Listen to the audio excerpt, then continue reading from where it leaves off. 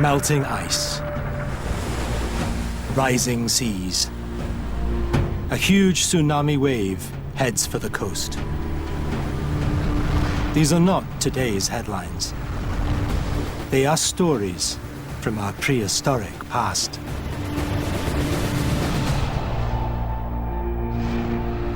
In Stone Age times, Northern Europe was a wonderful place to live. Here, people pioneered a new, advanced culture. But these were also times of frantic climate change. The seas were rising, drowning the land. Once the idea of a lost world under the sea was the stuff of legend. But now, scientists are rediscovering this sunken land and piecing together the lives of the people who lived and died here in this Stone Age Atlantis.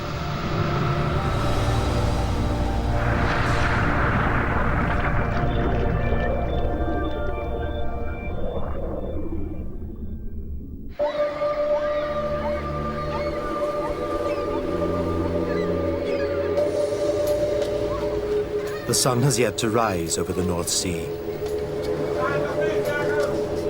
The Dutch fishermen are already at work.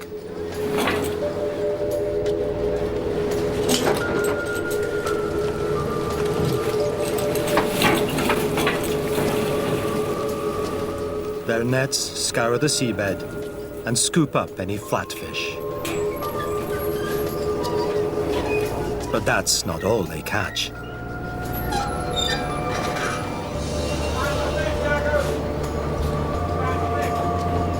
The seabed is littered with prehistoric bones.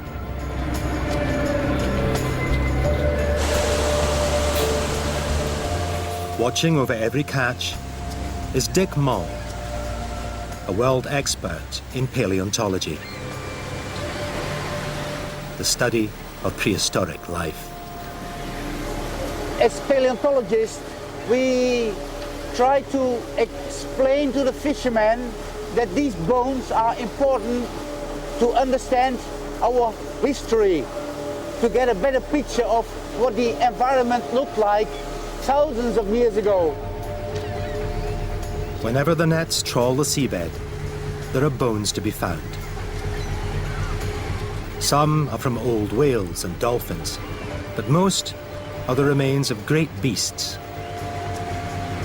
like bison, rhino, and woolly mammoth. They are not swimming mammals, not marine mammals, but land mammals, indicating that this area was dry land.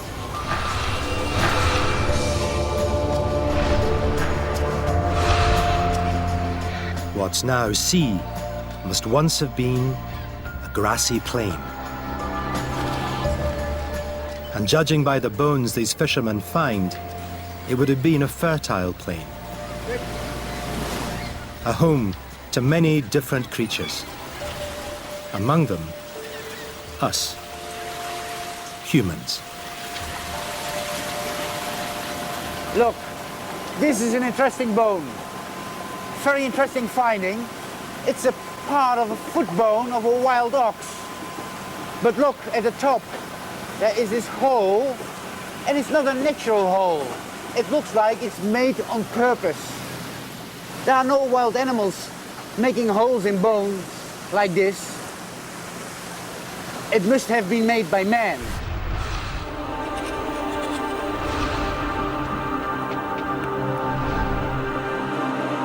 A stone axe, a tool fashioned from antler, an artifact decorated with intricate cut marks. They've all been trawled from the bottom of the North Sea. And occasionally, the nets pull up the remains of the people who made these artifacts. Between 8,000 and 12,000 years old, they are from a period known as the Mesolithic, the Middle Stone Age. Clearly, Stone Age Europeans lived here when this was dry land. But why? What drew them here? Until recently, it was impossible to answer such questions. The idea of a lost world under the sea was mere speculation.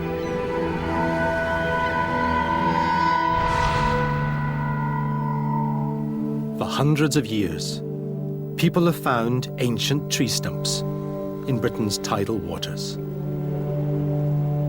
They called them Noah's Woods, and supposed they were relics of a biblical flood. In reality, they were part of a great forest that once stretched across the North Sea basin. In 1913, British geologist Clement Reid was the first to realize this. He produced the first map showing Britain not as an island, but connected to the rest of Europe. And yet, it was all guesswork. No one knew what this lost land really looked like. How could they? It was under the sea.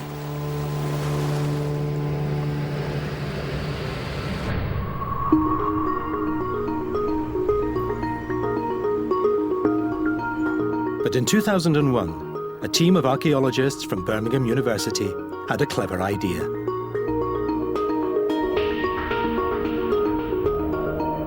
They wanted to find out more about the bottom of the North Sea. If you can bring that up and zoom into it. So they turned to an unexpected source. With the North Sea boom of the 1970s, mineral companies moved in and started exploring the seabed for any signs of oil. Using seismic technology, they could work out the composition of sediments deep underground. And with this data, they target new sites for drilling. But once it had served its purpose, the data was simply stored away. You can see in here we've got some quite obvious paleochannels. Until Vince Gaffney and his colleagues tried to borrow it from one of the survey companies, PGS. Yeah, just coming in here, you can see there's a bottom. Let's be honest, if you turn up at the offices of a major oil company, ask them for access for several $1 million worth of data in order to explore a submarine country they've never heard of, you're likely to be treated with a fair degree of caution. In fact, PGS agreed to give us about 6,000 square kilometres of data to see whether we could actually do this. And within a relatively short amount of time, we had images of the first paleo rivers, the rivers that had flowed about 8,000 years ago, emerging on our computer screens.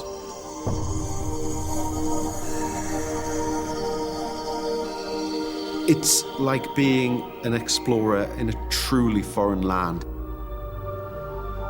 Where in the world today can you go and find new rivers?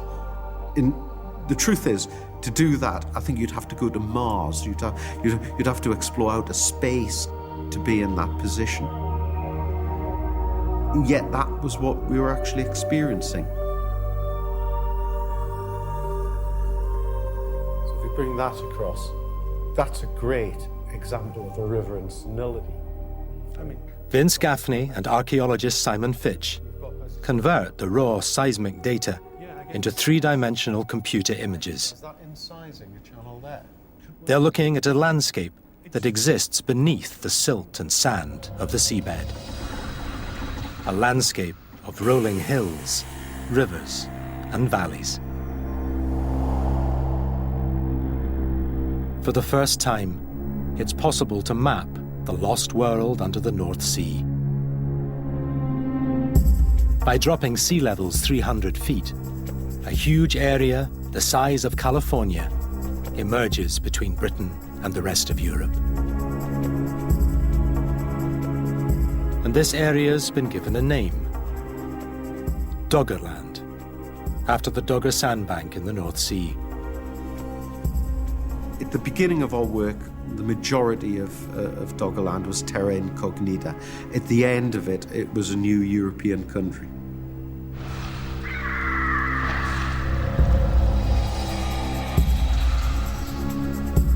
This European country is a home to bands of mobile hunter-gatherers. The Middle Stone Age is a time before farming. Mesolithic people are living in small family groups, camping in the forests. They're frequently on the move, following the migration of animals.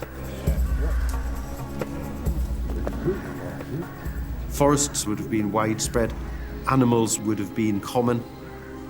There would have been multiple resources which mobile hunter-gatherer groups would have used to the full. To hunter-gatherers, this was an optimum environment. But Mesolithic Europeans are sometimes thought of as rather simple, living short, brutish lives, concerned only with the basics of survival. The problem is that archaeologists don't know very much about these people, because so little of what they left behind has survived the passage of time.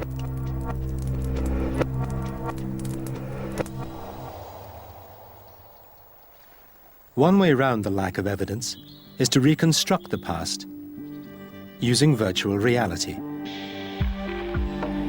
Eugene Chung is a computer scientist. He has no formal training in archaeology.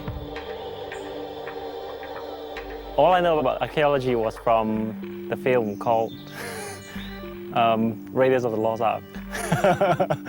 So I didn't know anything about archaeology, but I got to really like it when I started. Vince Gaffney asks Eugene Chung to help him visualize Doggerland and bring it back to life. That piece of landscape was 10,000 years old. And because it's submerged, nobody can access it. So the only way to visualize the landscape is to recreate it in the computer.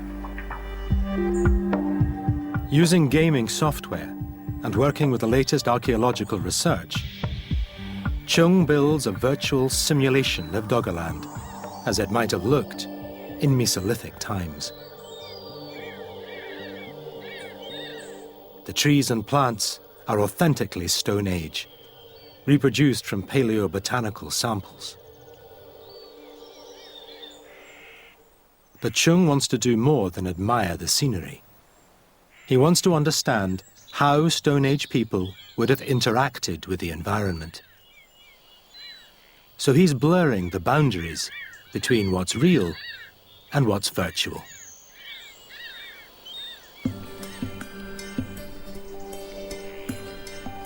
There's a concept called presence in virtual reality.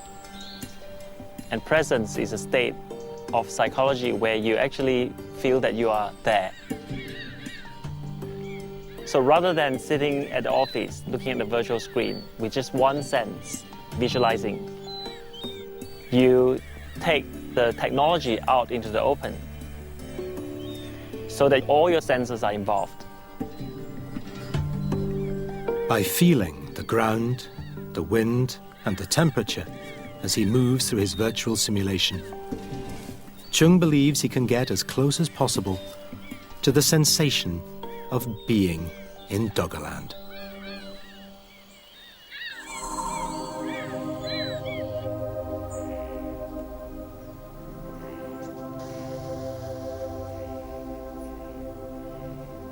You don't actually see anything in the real world, but on my screen, you see a virtual campfire, and the fire is burning and there's smoke going up. So everything virtual is merged with the real world.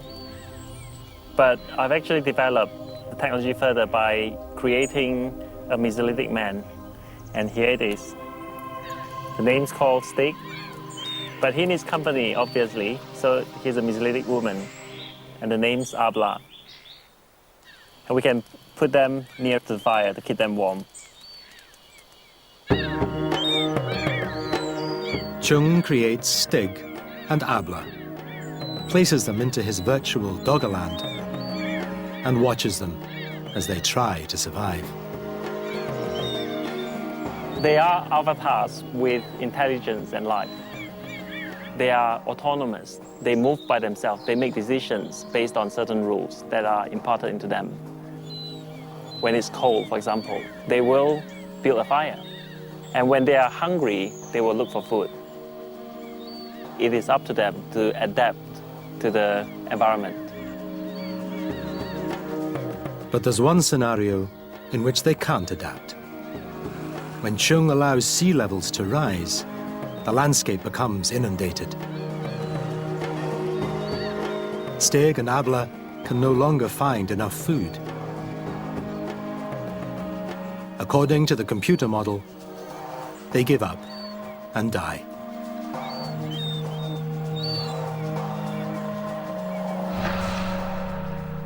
And yet, 10,000 years ago, this was the very scenario the people of Doggerland are about to face.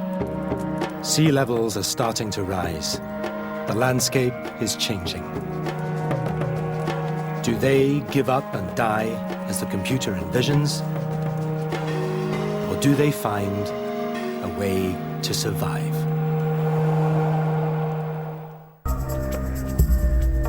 "10,000 years ago, the Mesolithic people in Doggerland are living with climate change.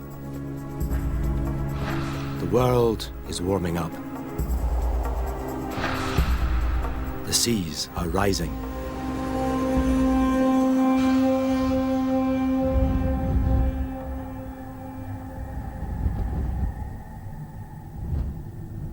Doggerland's fortunes are connected to an ice sheet that sat over Scotland during the Ice Age.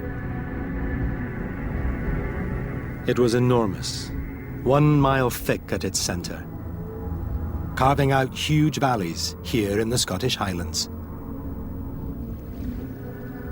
So much water was trapped within it that sea levels were 300 feet lower than today, allowing areas like Doggerland to stand out above the waves. But 10,000 years ago, the Ice Age was over, and the ice sheets were melting. And as they melted, water cascaded through the landscape. The power of that water will be creating huge river systems. Big lakes will be formed and filled very rapidly. And ultimately, the water which had been previously held, locked as ice, will be released into the oceans.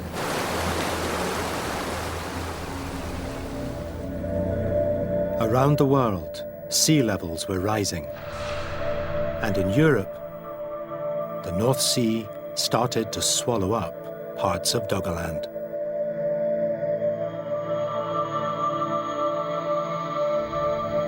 To make matters worse, the land itself was on the move. For thousands of years, the Earth's crust had been forced down by the sheer weight of the ice.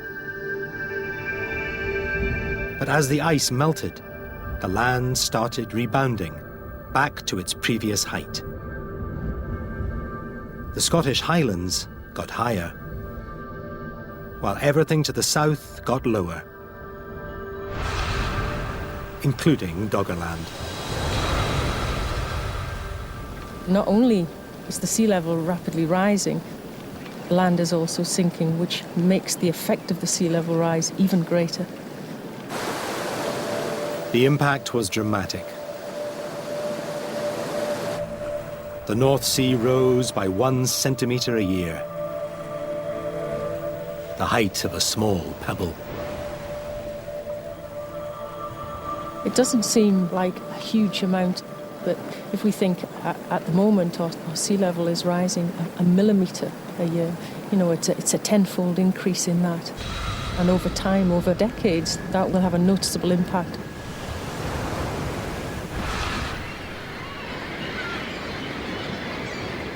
Today, the only archaeological evidence that Doggerland was once inhabited comes from these North Sea trawlers. Every week, they haul up bones and artifacts from Stone Age times. But it's almost impossible for archaeologists to excavate here. This area is so rich in archaeological and paleontological sources that we would love to do an archaeological dig, an underwater excavation. But the sea is very deep and there's no visibility. So it's very, very difficult to excavate in this area. But there is an alternative. The Baltic Sea in southern Scandinavia is so close to the North Sea that archaeologists believe people here were living similar lives to the people of Doggerland. As with the North Sea, much of the Baltic was dry land in the Middle Stone Age. But the waters here are clearer and shallower, and much easier to excavate. For the last 2 weeks, divers have been working at Tsunami, a bay near the Storbælt, Europe's largest suspension bridge. Jørgen Denker, Denmark's leading marine archaeologist, directs the excavation. Most of his work involves shipwrecks, but he prefers the extra challenge of uncovering a Mesolithic settlement. A wreck is 15 meter long, 30 meter long, 9 meter wide. That's it. You know exactly where to excavate. But in this Mesolithic puzzle, it takes so long to find out where you had the different activities on the settlement, where you had the killing sites, where you had the huts, and so on. Mesolithic settlements can spread over 30,000 square feet. And so far, Denker and his team have excavated less than half of 1% of this. It will take years to unravel the puzzle. Even if I have been working with submerged Stone Age settlement for the last 33 years, I'm still amazed when I find a new thing. So fantastic.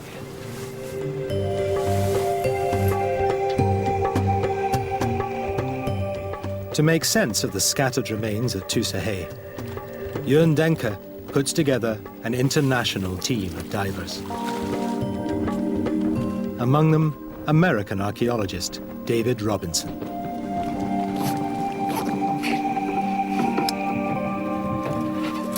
I guess the best analogy is you think of a crime scene where detectives go in to piece together what events occurred at the scene of the crime based on the locations of different clues.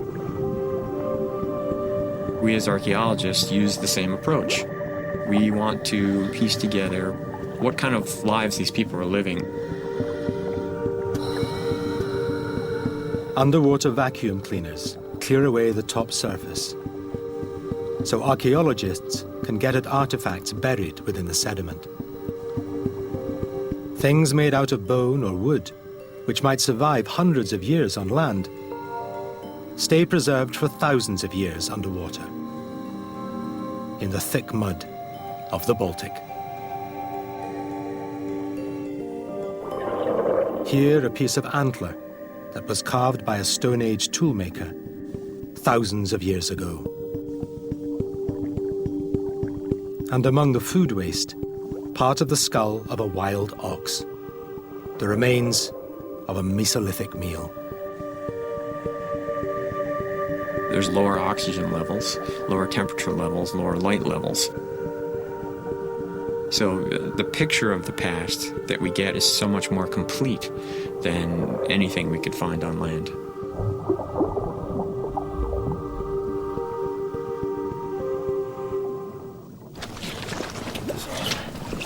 Found a skull, part of an animal skull, and a few other bones, as well as a lot more flint, stone tools, fish bones, seeds. Amazing. Everything the divers find is sifted and processed by Jörn Denker and his team. We have a piece of post. You can see it has been pointed with a flint edge. It has been covered by this muddy and anaerobic sediment. And that's why it's so well preserved today. Even if it's 7,000, 8,000, 9,000 years old.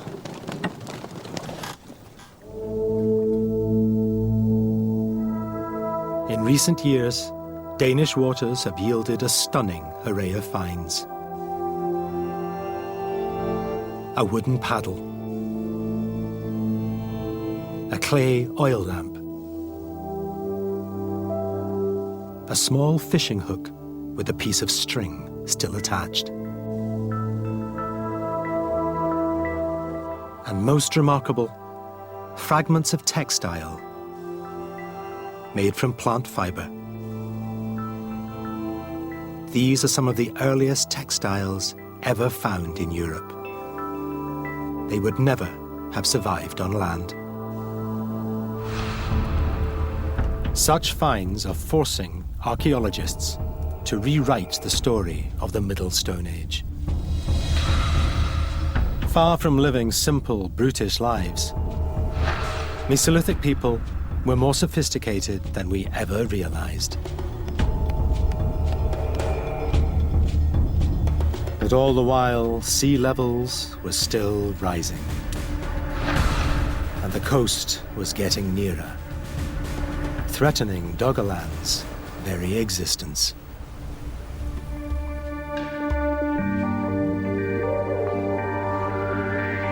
This warehouse contains a unique record of the submerged landscape. Thousands of core samples are stored here. Sediment, sand and clay, drilled from the seabed around Britain. Among them, a sample from the southern sector of the North Sea, in what was once part of Doggerland. This dramatic sample captures the very moment the sea encroached. As the ice sheets around the world are melting, the world's sea level is rising. And you can see the evidence in here. This dark zone is above sea level. But this wasn't above sea level for very long, because in fact, this grey clay is where the sea is beginning to flood up small inlets or creeks. Perhaps there's a stormy day. First of all, as one wave comes in, but eventually, as the sea is rising, then the area is covered by muds, extending all the way up here, all this far. And we can actually see small shells in here. So we know that the coast has arrived on this site. In the north of Doggerland, there is a lake archaeologists call the Outer Silver Pit. It shows up in the maps that Vince Gaffney has created using oil industry surveys of the seafloor. The heart of Doggerland was the Outer Silver Pit Lake. Without doubt, it was where the majority of resources could be found in terms of fresh water and fish and many other things. Really great place for hunter-gatherers to gather and live. However, we have pretty good evidence that it changed as time went by. As the level of the North Sea rises, the Outer Silver Pit is transformed from a lake into a fast-flowing estuary.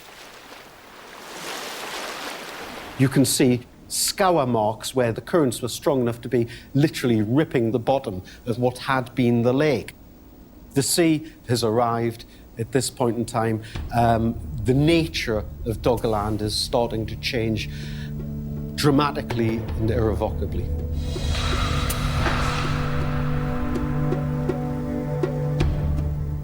The Stone Age people of Doggerland are facing a transformed world. As inland areas are becoming coastal, fresh water is turning brackish, and trees are dying from exposure to salt. Any future in such a landscape is uncertain. When you hear about change of this nature and scale, your natural reaction is to think, God, this must have been a disaster. Well, there were undoubtedly problems for the people who lived in this area, but these changes could well have provided opportunities. There were new resources to be exploited, as well as resources to be lost. It was not simply a disaster, it was opportunity as well. This is exactly what the archaeology suggests. Recent underwater finds from Denmark show that Mesolithic people did not retreat inland, but stayed beside the sea. In these waters, there were settlements right beside the old coastlines.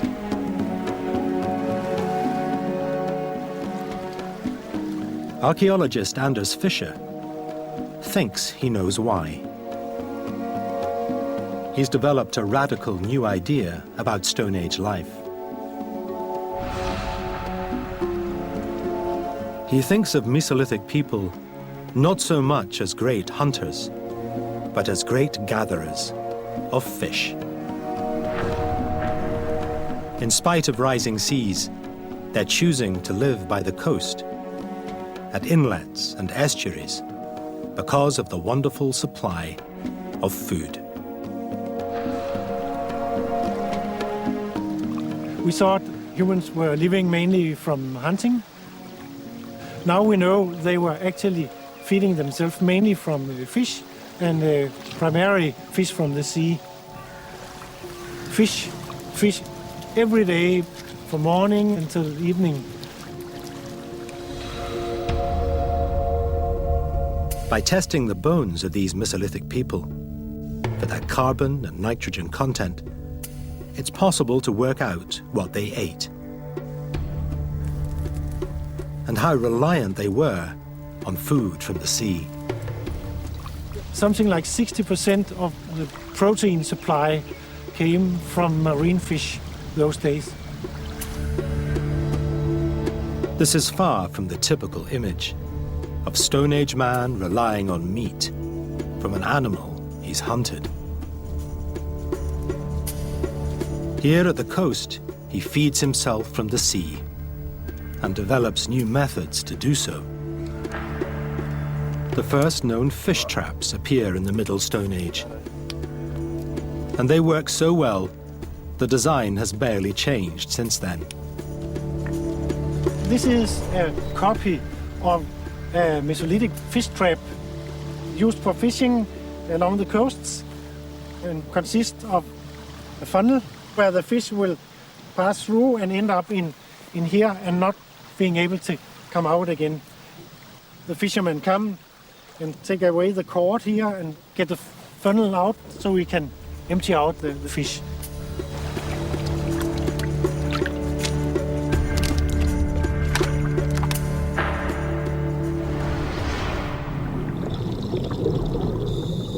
Now a real Stone Age fish trap has been found at the excavation site of Tusahe by marine archaeologist Jørn Denker. It's a little worse for wear, but still recognizably a fish trap. It has been destroyed by the waves in the Mesolithic time. And today we just found it totally broken in different parts, and it's twisted. It was twisted and destroyed in this way. So what we see today is just the twigs sticking up of the seabed. It's even possible to see leather bindings strapped around the twigs, perfectly preserved. But this fish trap is too fragile to excavate. If they bring it to the surface, it'll come apart. So for the time being, they photograph it for the archaeological record and leave it embedded in the sediment.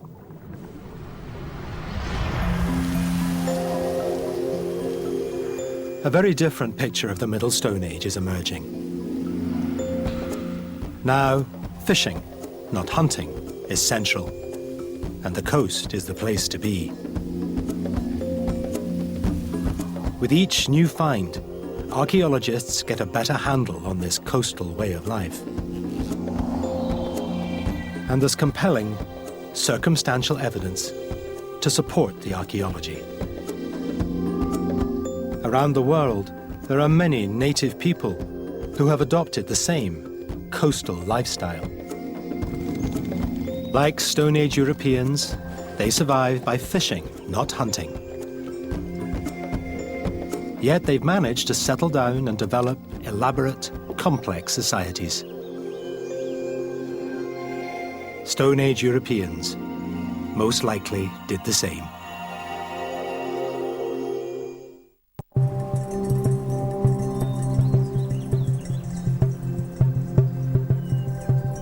The Pacific coast of North America is a world away from Stone Age Europe. But the islands of Haida Gwaii near the Alaska Panhandle are a good match for Doggerland, as it was in Stone Age times. The landscape is mostly low-lying and coastal, broken up by large marine inlets. And the traditional Haida way of life may also be a good match for Doggerland.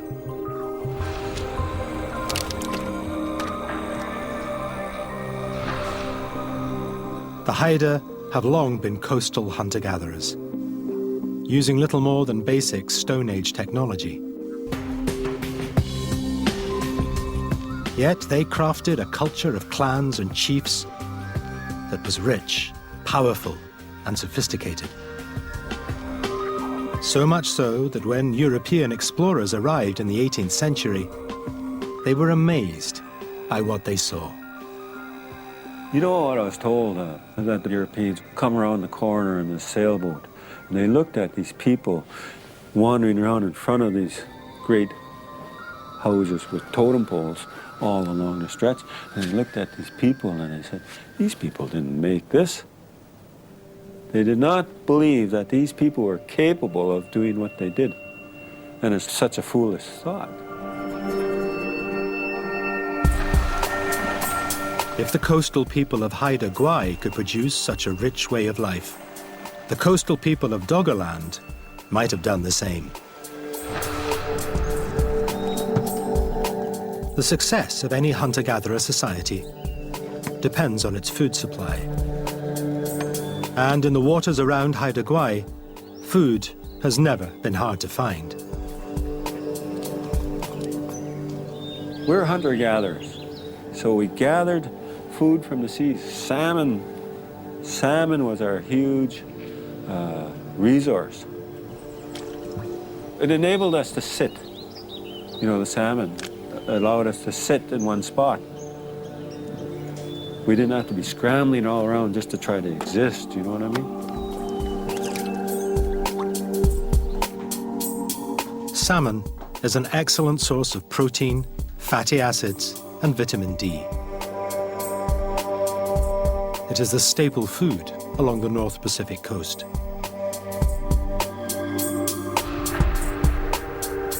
There was salmon in the seas around Doggerland too, but also flounder, cod, and eel. The coastal diet of the Middle Stone Age was remarkably healthy.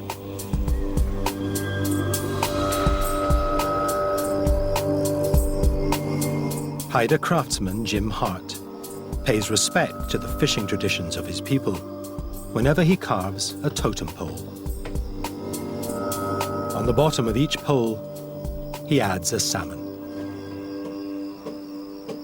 It's the basis of our whole existence, our culture. And so I got the salmon on the bottom because for us, the bottom of the totem pole is the most important part of the totem, and it's the strongest part. And for us, it's what holds us up, makes us who we are. Totem poles are a traditional feature of Haida life. In every village, there were dozens of different poles, elaborately carved in honor of the local chiefs.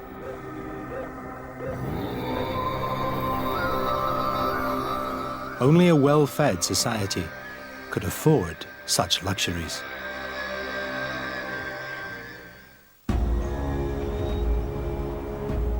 But for the Haida people, almost as important as food is their supply of wood. The land here on Haida Gwaii produces giant red cedar. We in Haida Gwaii of the old days and even today depended upon that old growth red cedar. And some of them can be 3 meters, 4 meters, 5 meters in diameter. You can make canoes out of it, you can make a longhouse out of it, you can make your weapons of war out of it, and your ceremonial gear also comes from this. Everything came from the red cedar.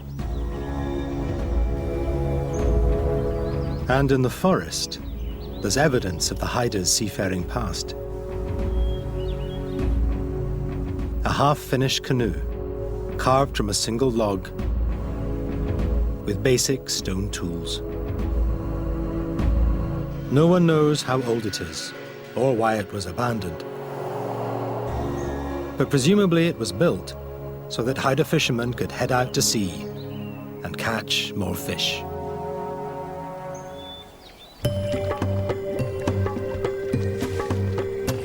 Four and a half thousand miles away, in Denmark, the underwater excavation at tsunami continues. Marine archaeologist Jørn Denker has discovered the remains of a log boat, similar to the one at Haida Gwaii.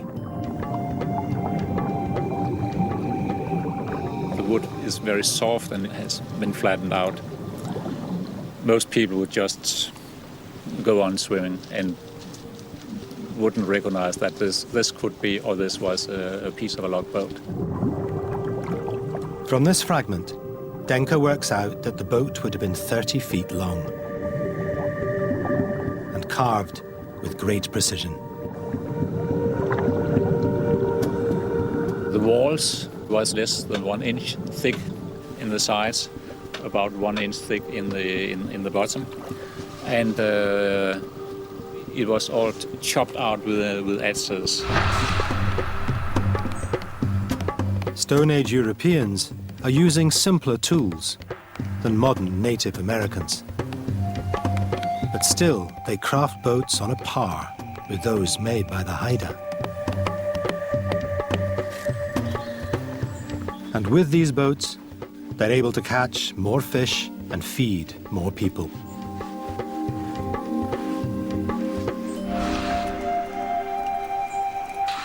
Like the Haida, the coastal people of the Middle Stone Age are surrounded by everything they need: fish, wood, reeds for building huts. And using these resources, like the Haida, they are able to settle down and put down roots. Hunters move around in the landscape seasonally. Fishermen can select sites where they can stay more or less permanently. Of course, you can go for a hunting trip in the forest if you want some meat for a Sunday meal, or pick some berries in the edge of the forest. But the main food supply you get from the water, so you can live by the water's edge year-round. Once a community settles down, everything changes. With a stable supply of food, it can support more people these people can start to specialize in different skills. The man who is good at making flint flakes can use a lot of his time for doing that kind of thing. The one who is a very good hunter can be famous for doing all the red deer hunting. And those who are good at fishing can do that kind of work. This specialization means that daily life within the community becomes easier. Some of us would have been hunting in the forest and are coming back with a roe or deer on our shoulders. And some of us would have been fishing and would have caught flounder or salmon. Others maybe have collected some oysters. And then we would prepare a good meal.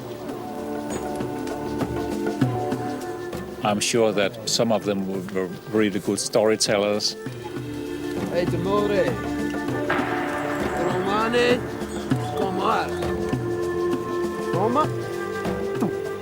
And they would just have fun.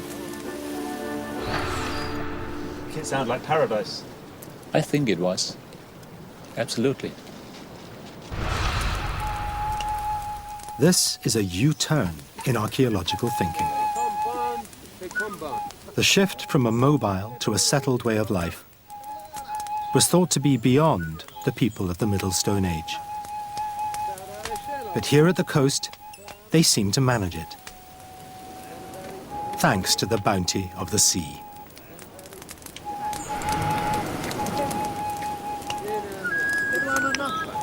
And proof of this new way of life can be found, surprisingly, in the garbage.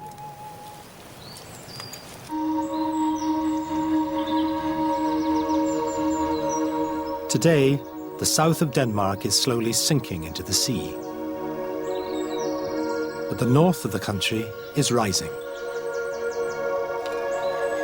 It's a part of Europe, like the Scottish Highlands, that's been rebounding since the end of the last ice age. And as it does, areas of the ancient Stone Age coastline emerge from the landscape. Here at Havnu, archaeologist Søren Andersen has uncovered a huge midden, a dump of discarded seashells built up over centuries. People have been collecting shells out in the sea and then brought it into the site, eaten them and then tossed them away. And if you do that many thousands of times, millions of times, you have a gradual building up on the same spot. And the layer becomes more and more extensive and thicker and thicker. But these Mesolithic middens don't just contain shells.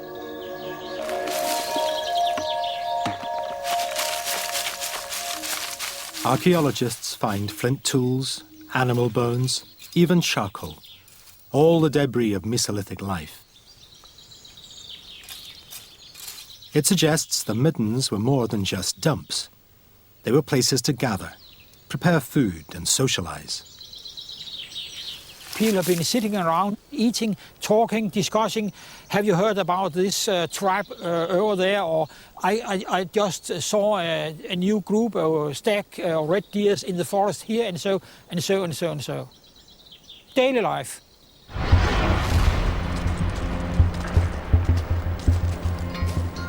It seems strange that people were attracted to a garbage dump. The stench of rotting seafood must have been terrible. But middens clearly played an important role for Mesolithic people. They'd been found throughout Northern Europe. And almost always, the pattern is the same. What starts as a pile of shells becomes much more. A site for social, communal, and even ritual activity.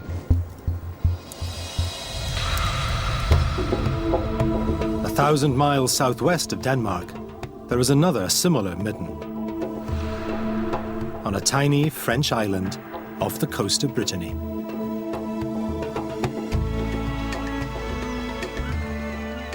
Today, Oidek Island is covered with grass. But under the grass are millions of shells. It's a favorite spot of archaeologist Gregor Marchand, one of France's leading experts on the Middle Stone Age. Pendant longtemps, le Mésolithique a eu mauvaise réputation. For a long time, the Middle Stone Age had a poor reputation because the archaeological relics were rather limited. However, as our research and excavations progress, we are realizing how extraordinarily well adapted these people were, especially in a marine environment like this. For example, the shells were used for tools, but also for food, and even played a part in the ideology of these people.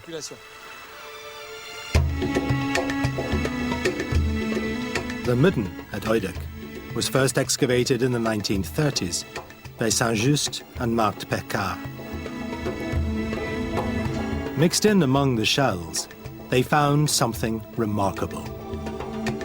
A series of human skeletons, still intact and still in shallow graves, cut within the midden. Here was evidence of elaborate ritual behavior, the systematic burial of the dead. The Pecards had stumbled upon a Mesolithic cemetery, one of the oldest cemeteries anywhere in the world. The cemetery included 9 tombs, one here, some there, and a group in that spot too.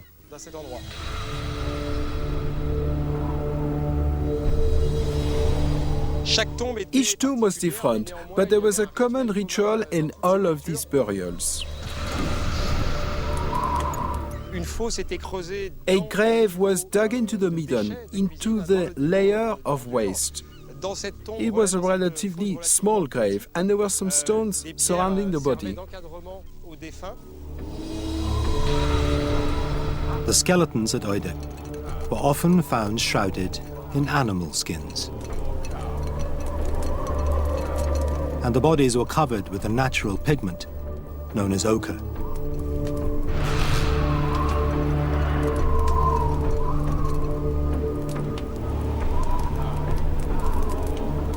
Then the graves were entombed with slabs of stone.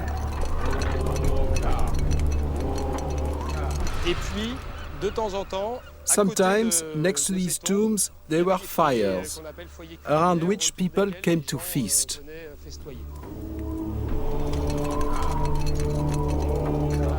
Was this to accompany the dead into the afterlife, or to celebrate the anniversary of the death? We do not really know.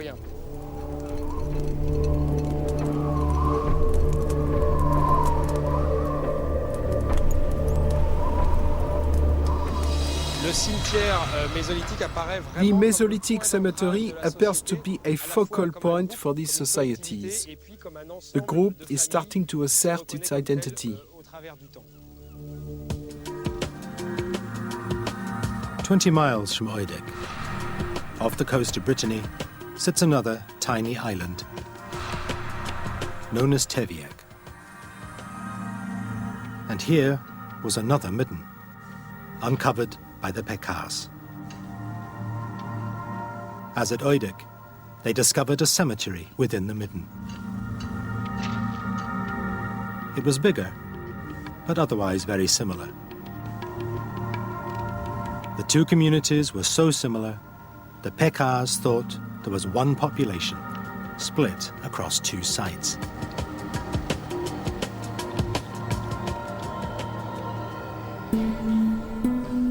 But archaeologist Rick Schulting has re-examined the evidence. By measuring the carbon and nitrogen content of bones from Teviak and Oidek, he's been able to work out what people were eating at the 2 sites. he discovers that both groups relied heavily on food from the sea. But what's surprising is that the balance of the diet is subtly different between them. Despite being neighbors, they ate different foods. The fact that we're finding differences between these two sites does suggest that they were distinct communities. This group was settled into its landscape and the area around it, and this group habitually used its landscape and the area around it. And that separation was maintained in some way. Probably their relations were largely friendly. They may have spoken the same language, but at the same time, they were distinct. Here on the northwest coast of Mesolithic Europe, people are forging a new sense of identity. No longer the loose ties of mobile hunter-gatherers. Now, they seem to be embedded within the landscape, living in permanent clans.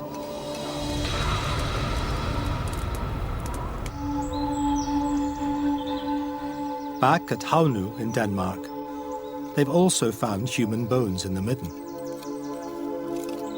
But here, the bones are not in shallow graves. They are scattered across the top of the site. Søren Andersen has an explanation. He believes that people here were using middens as territorial markers.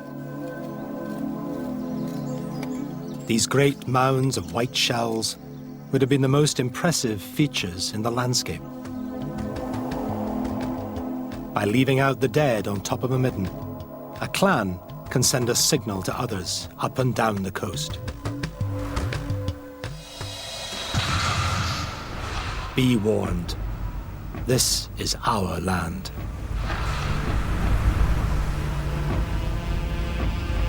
People have been lying their ancestors on platforms built up by timber platforms, and then deposed the corpse on that, and then leaving it.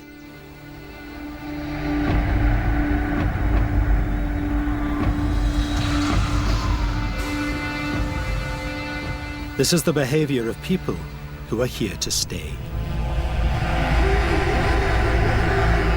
They're using the bones of their fathers and forefathers to stake a territorial claim.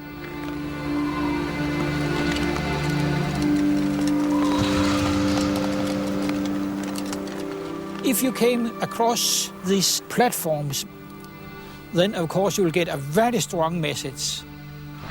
There is an ancestor lying there from a foreign tribe. You don't go there. That's prohibited.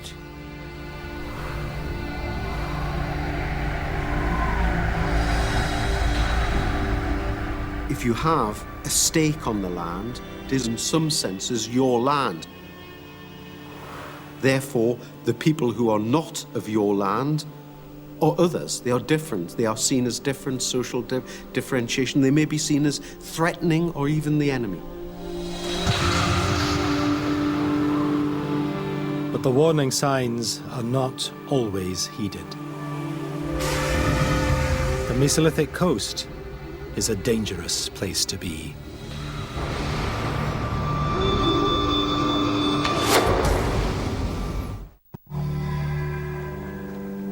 Along the northwest coast of Stone Age Europe, people are starting to live in permanent clans and enjoy the benefits of a settled life.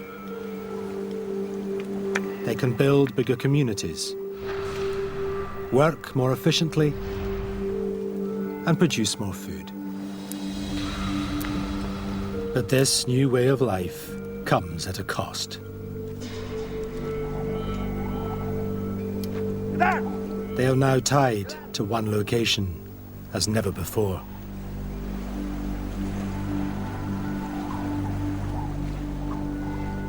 They depend on access to good fishing sites.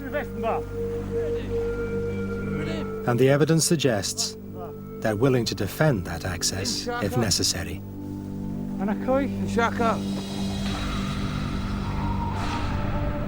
On the tiny French island of Teviec, there was a cemetery in Stone Age times.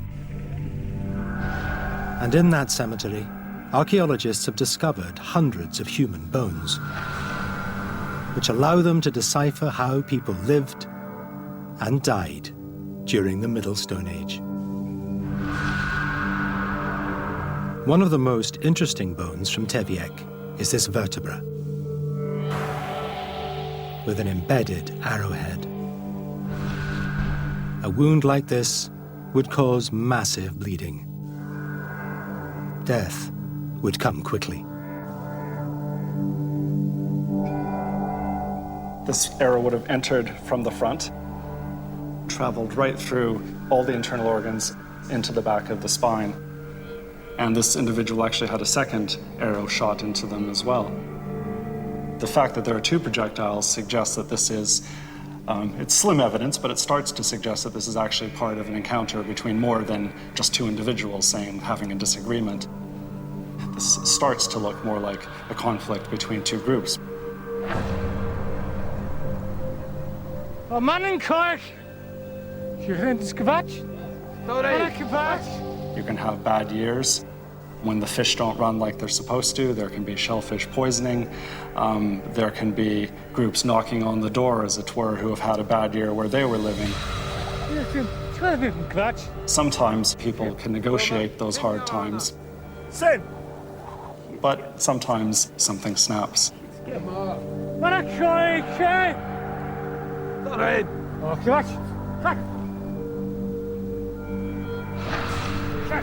If you have a good fishing area, of course there will be other people who would like to have access to that.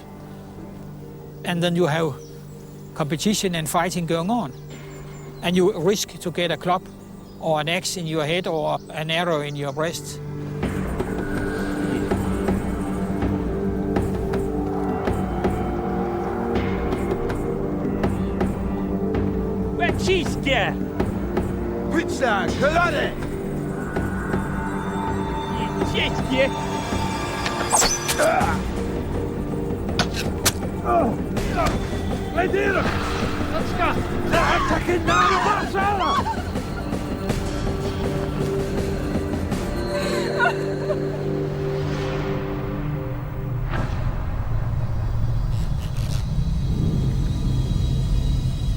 Judging by the human remains, this sort of conflict seems to have been endemic along the Mesolithic coast.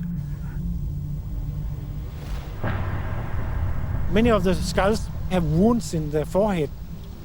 Something like half of the population of grown-up men have been wounded by fighting with other men. And I guess they were fighting of the rights for the best fishing locations. It's not the paradise on earth situation. It's more complicated society. They had a lot of food and lived fairly civilized, but they were also rather violent. But not all the violence was fatal. A remarkable number of skulls have axe or club wounds that show signs of healing. Were these the result of botched killings? Or was something else going on? For whatever reason these people were fighting, it wasn't necessarily to the death.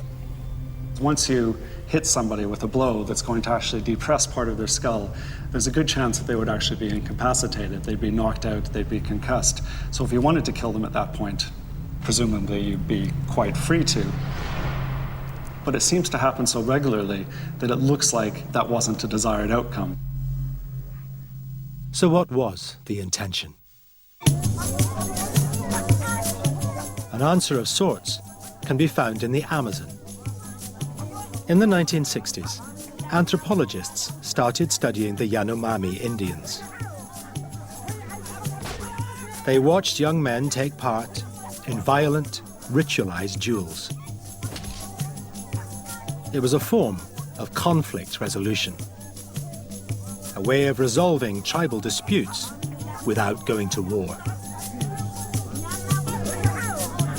The Yanomami are one of the classic examples of this.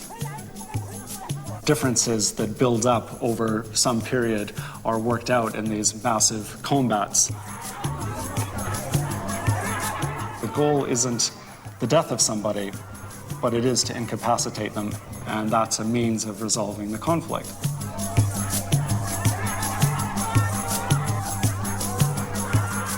And that might be one way of looking at this high incidence of healed cranial trauma that we seem to see, at least in some parts of the Mesolithic. Perhaps such skulls should be seen as a sign of progress. Clans controlling the impulse to kill each other. Law and order, Mesolithic style.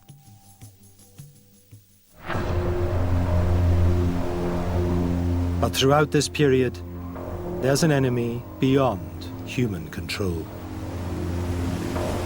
The rising seas that made the coastal way of life possible are still rising, relentlessly. Low-lying areas are drowning beneath the waves.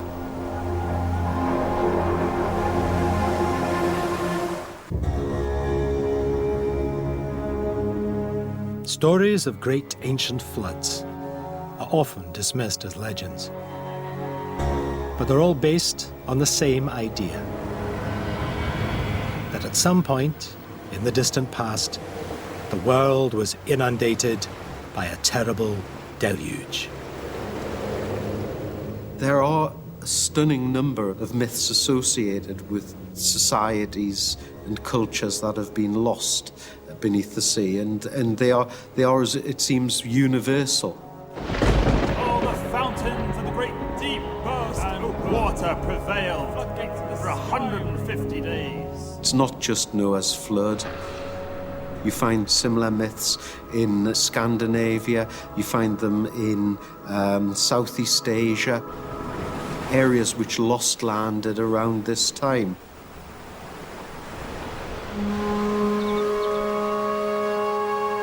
Modern climate scientists, like Mark Maslin, believe that a global flood did really happen.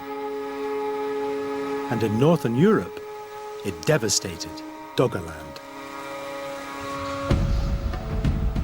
For generations, Stone Age people have lived on this low-lying plain.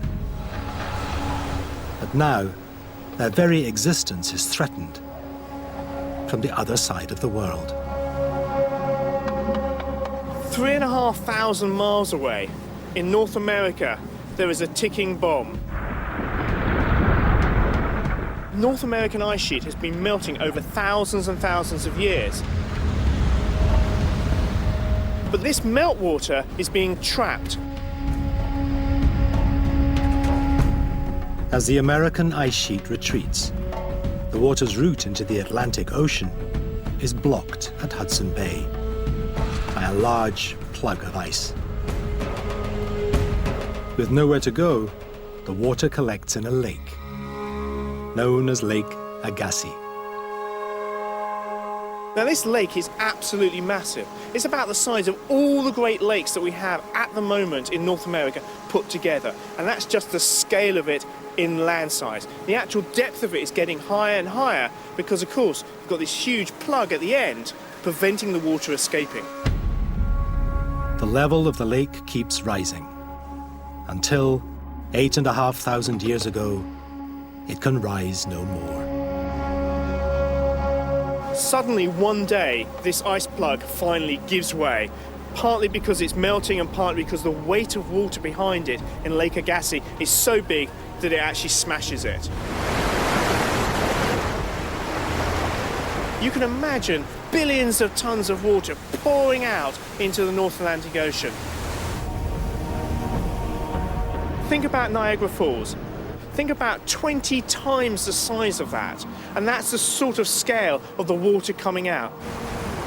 It would have been an amazing sight to actually see.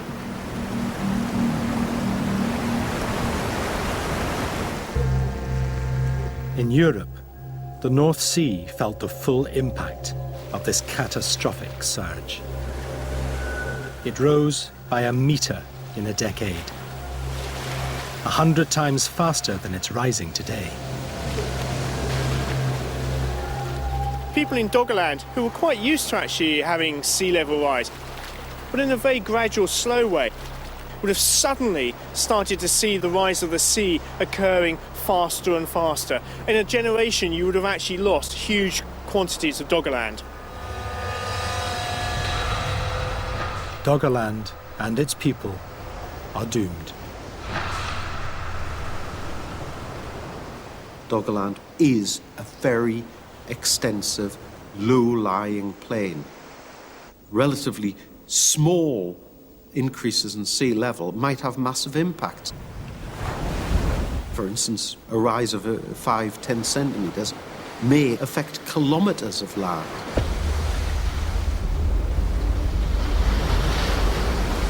Change is inevitable. The people of Doggerland are powerless to prevent what's happening. Small hills would become islands. Islands would become sandbanks, and eventually they would be lost to sight and view and even memory as the sea simply swallowed them up. People couldn't simply stand still. The sea wasn't going to stop for them. They would have had to move. Northwestern Europe at this time is a land of refugees. There is nothing mythical here about the flooding. People are facing tough life or death decisions about their future.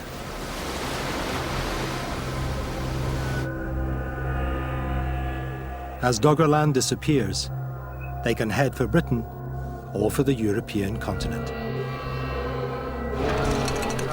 But wherever they go, other clans may already have staked a claim on the land.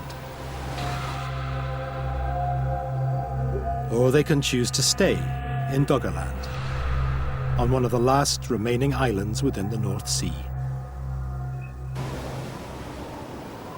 But it's only a matter of time before these islands also disappear.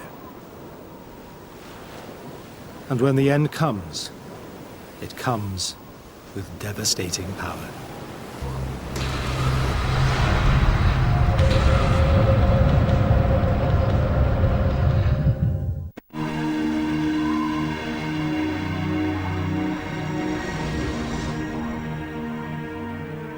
The Shetlands are the northernmost outpost of the British Isles.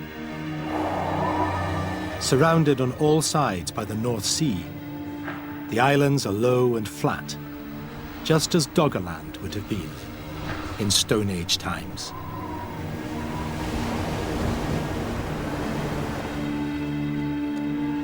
It's here that geologist Sue Dawson has made a discovery that might explain the final fate of Doggerland. This gully was formed by a freshwater creek. It contains peat that has been laid down over thousands of years. But sandwiched within it is a layer of sand from the sea. And within this sand are fragments of trees and rocks. Strange things to find in a freshwater creek. In some places we have boulders sitting within the sediment. So here we have quite a sizable boulder sitting within the sand layer. There's gravel, so it's a real chaotic mix. It's a real chaotic layer, and the energy required to move something like this is pretty large, pretty huge. So we know that to move this sort of thing, you have to have some sort of spectacular event to do that. There is only one event that could cause such upheaval: a tsunami. 8,200 years ago, most of Doggerland is already submerged. But there are islands in the North Sea where people could still be living.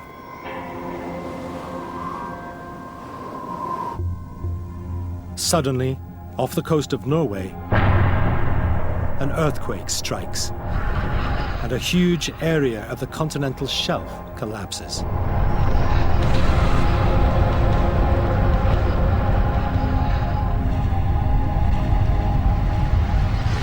It's the largest landslide ever known to have happened under the sea. And it sets off a series of tsunami waves, traveling at the speed of a jet plane.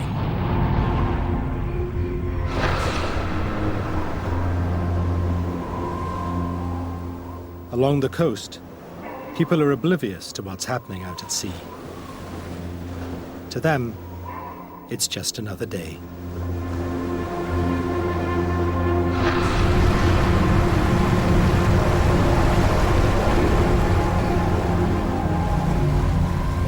The tsunami hits Norway, then Shetland, then mainland Scotland, and it continues across the North Sea.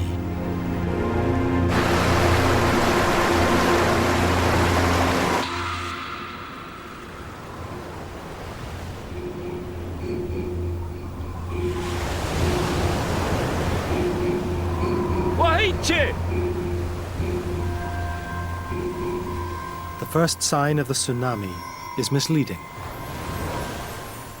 The water starts retreating before the wave arrives, leaving the seabed exposed. But all the while, the wave is closing in.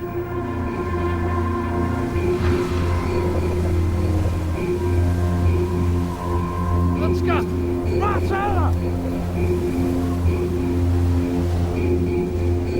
If you see water coming towards you, your instinct is to run inland, but you know, where can you run to? You can't outrun a tsunami wave. It moves too quickly.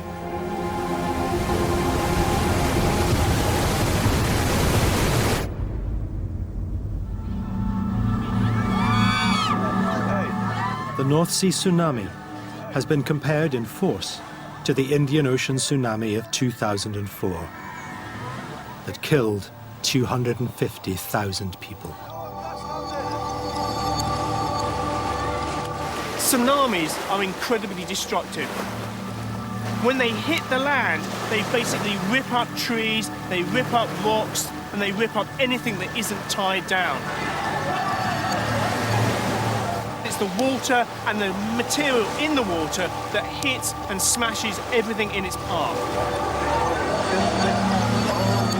The Indian Ocean tsunami had enough destructive power to change the geography of the countries it hit.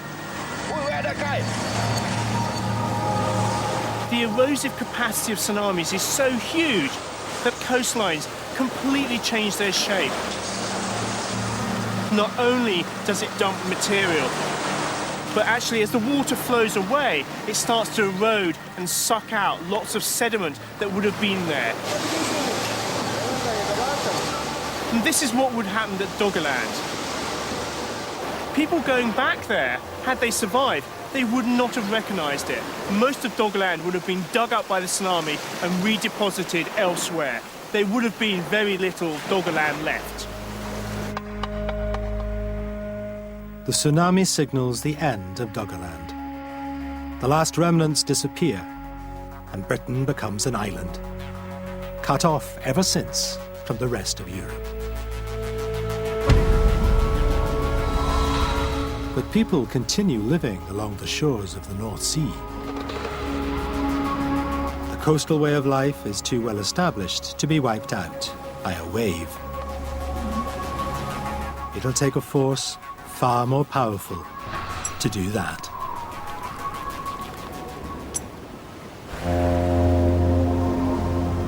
"7,000 years ago, a new wave is sweeping through Europe.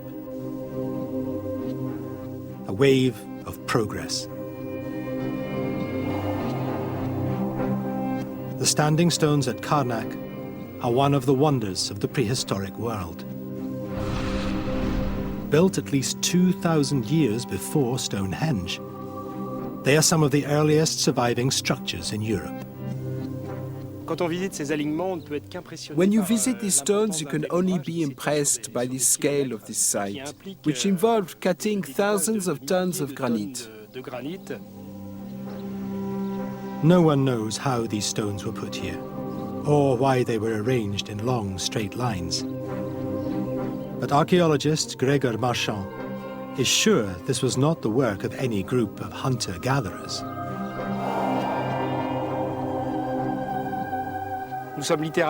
This is an architectural project that involved thousands of hours of work, that involved planning and a common ideology. And this has nothing to do with the social organization of hunter-gatherers. It has to be an organization based on farming. Farming emerges as a way of life in the Middle East. It spreads into Europe and then advances across the continent. It reaches the northwest coast about 7,000 years ago. Farmers come with new foods and tools and new ways of working. The stones at Karnak are testament to their sophistication. But what becomes of the hunter-gatherers already in Europe? Although Doggerland is gone, there are still fishing communities along the coast of the North Sea. They seem to be powerless to resist the spread of farming. For tens of thousands of years, hunter-gatherers developed very complex ways of adapting to their environment. But suddenly, brutally, they were overwhelmed by an even more complex system of farming. The shift of civilization is huge, and it is unique in the history of mankind. Whether they are killed off by war, or famine, or disease is unclear. But the coastal people of Mesolithic Europe simply disappear from history, swept away by the farming revolution.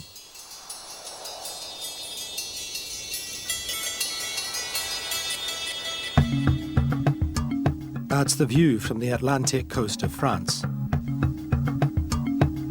But seen from the Baltic coast of Denmark, the story's quite different. Here, hunter-gatherers and farmers live side by side for 1,000 years.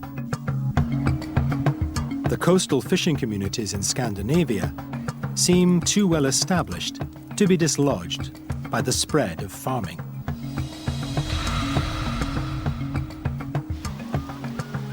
Archaeologist Anders Fischer thinks the transition to farming was not brutal, but gentle.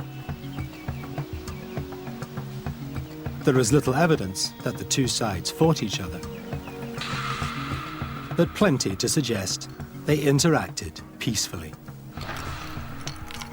When the local fishing people around the Baltic get contacts with the farmers that come up through Europe, they start trading.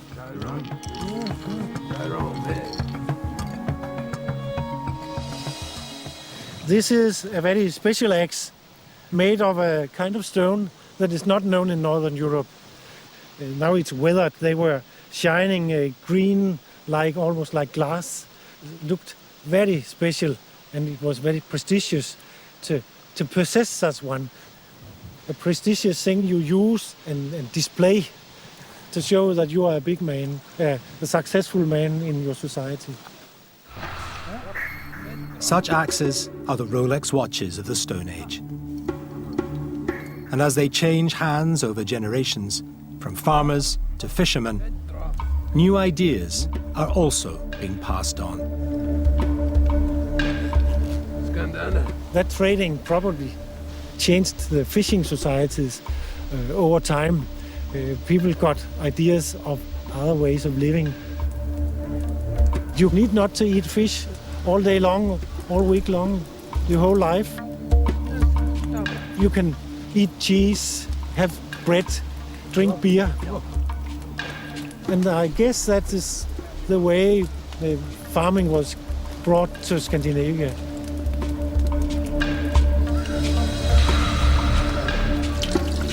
Having sampled a farming diet, it's natural to be seduced by the new tastes. Coastal hunter-gatherers copy what they see farmers do. And eventually they spend less time fishing and become ever more dependent on farming to meet their needs.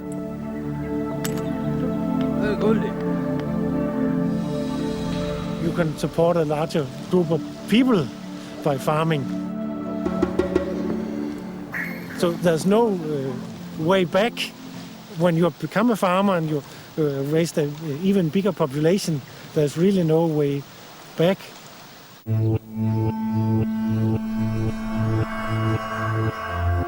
The stones at Karnak suggest there is a complete and dramatic break between the fishermen of the Middle Stone Age and the farmers of the New Stone Age.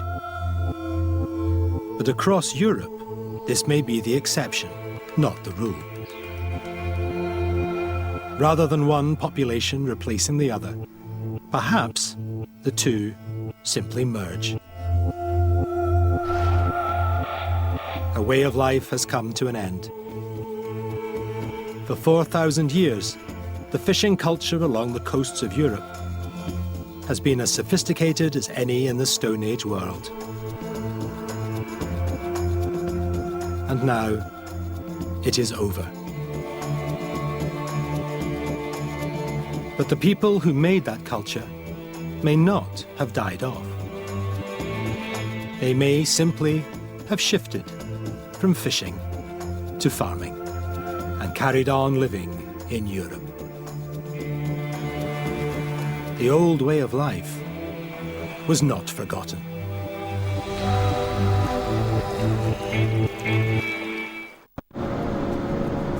The weekend is over, and Dutch trawlermen are heading back to the North Sea. Their nets are designed to scour the seabed for fish, but they also find Stone Age bones and artifacts. Debris left by the Mesolithic people who once lived on Doggerland. But the finds are not scattered evenly across the North Sea. Most of them have been trawled from one low-lying area known as the Brown Banks. It seems very likely that there was a Mesolithic settlement within that area. However, what's particularly interesting are recent finds of Neolithic axes.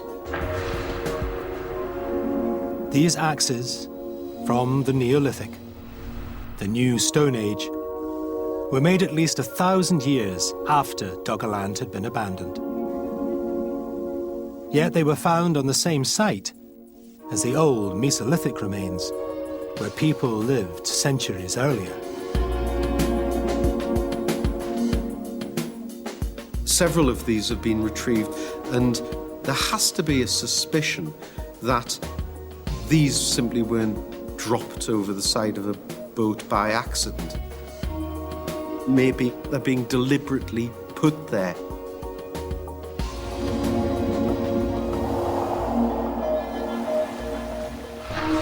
Some archaeologists believe the axes were being used to mark the location of old settlements,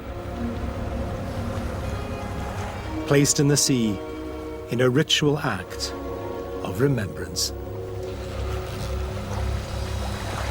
It does suggest that later communities are retaining a memory. They're acknowledging the significance of Doggerland and the communities that had lived there. It was the place where their ancestors had lived, where spirits may have resided, their original homeland. Many things may have been involved, but for certain, even then, Doggerland was regarded as significant. As the story of Doggerland unfolds, an important chapter in human history is being rewritten. Once, the Middle Stone Age was seen as a prehistoric dark age, a time of simple-minded hunter-gatherers. But now, it appears that these people were more creative and resourceful than we ever imagined. They were pioneers of a new coastal way of life. Despite the rising seas, they settled down and made a home for themselves. And they were remembered long after they were gone.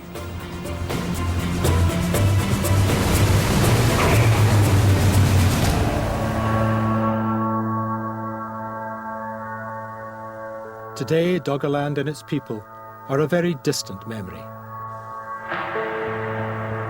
But 8,000 years on, millions of us are still making the same choices,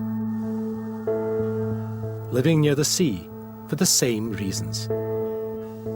In Doggerland, Stone Age people were moving to the coast so they could actually access the marine resources.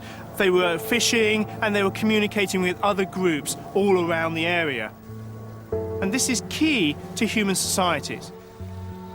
The biggest cities in the world, London, New York, Shanghai, Tokyo, Hong Kong, they're all by the coast. The reason being is because they're ports, they're where communication, they're where sort of trade happens. So we're reproducing Doggerland, but on a much wider scale.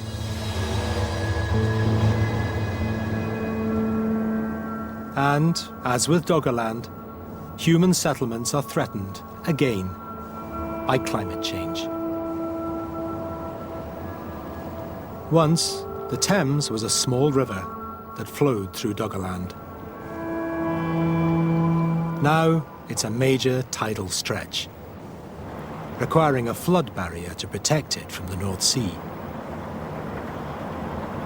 As sea levels rise, the prospect of a serious flood in London grows ever more likely.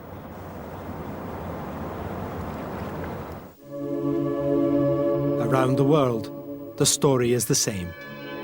A quarter of the human population lives within 50 miles of the sea. If the oceans rose by just a meter, 20% of Bangladesh would disappear. And in the US, there would be havoc down the eastern seaboard. Miami would be swamped. New Orleans would be flooded again. But the people of Stone Age Europe dealt with climate change on this scale. And somehow, they adapted, migrated, and survived. The story of Doggerland tells us that climate change has always influenced human society. The only difference now is that we actually have tools to be able to look at climate change and be able to adapt to it before it hits us. Whether we can or will learn from our Stone Age past is very much an open question. But the stakes could not be higher.